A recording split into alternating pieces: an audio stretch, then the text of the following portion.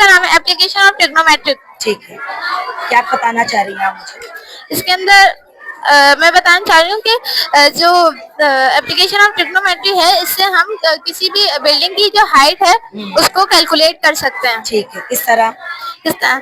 सबसे पहले हम अपने जो मतलब हमारे पास है इसके अंदर जो क्लिनोमीटर है ये हमने इसमें फिक्स किया हुआ है, पूरा फिक्स किया हुआ है। और इसके अंदर जो हमारे पास ये बेस है, इस बेस में ये 20 सेंटीमीटर है।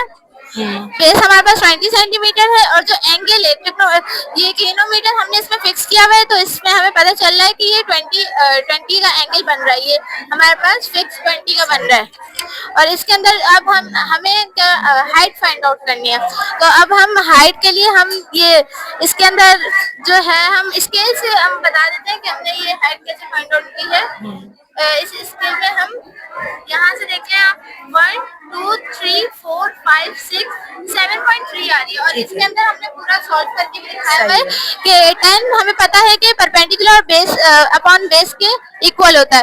तो परपेंडिकुलर जो है वो हमारे पास हाइट है और बेस जो है वो हमारे पास ये 20 सेंटीमीटर है, तो हम बेस लिखेंगे 20 सेंटीमीटर और फिर tan 20 करेंगे और फिर उसके बाद tan 20 हमारे पास इसके इक्वल होता है और फिर हम 20 को इससे मल्टीप्लाई करेंगे तो हमारे पास 7.27 मतलब 7.3 हाइट आ जाएगी। और वो हमने पूरा प्रूव भी किया हुआ है। और हम जो है इस हॉल की जो हाइट है ये भी हम मेजर कर सकते हैं, उसको हमें इससे किलोमीटर से इसको हमें मेजर करने के लिए सबसे पहले हम जहाँ हम खड़े हैं बिल्कुल यूँ सीधे खड़े होंगे और इसका जो ये वाली साइड है उसको हम बिल्कुल उस कोने पे रखेंगे और इसका एंगल यूँ करके हम इसके एंगल को मेजर करेंगे।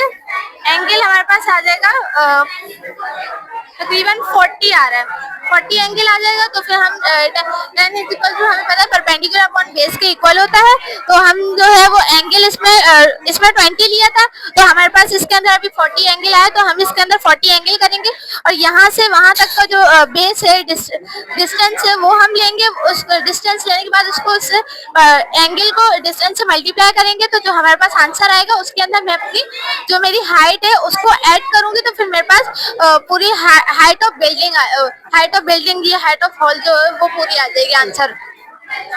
Thank you. और ये इससे हमने इसी पूरे प्रोसीजर से हमने हाइट ऑफ क्लासरूम भी नापी है। तो हाइट ऑफ क्लासरूम हमारे पास बेस था, हमारे पास 46 इंचेस था, हमने पूरा वो करके देखा था, तो हमारे पास नहीं ऊपर वाला क्लासरूम था ना, उसके अंदर जो बेस हमारे पास आ रहा था 46 इंचेस आ रहा था और जो tan हमारे पास 40 था, तो हमने उसको 46 से मल्टीप्लाई किया तो हमारे पास 38.6 आया। 38.6 आने के बाद हमने अपनी जो मेरी जो हाइट है उसको भी हमने ऐड किया, तो हमारे पास जो है वो पूरी हाइट ऑफ क्लासरूम फिक्स आ गई और यही थी height of classroom. Thank you.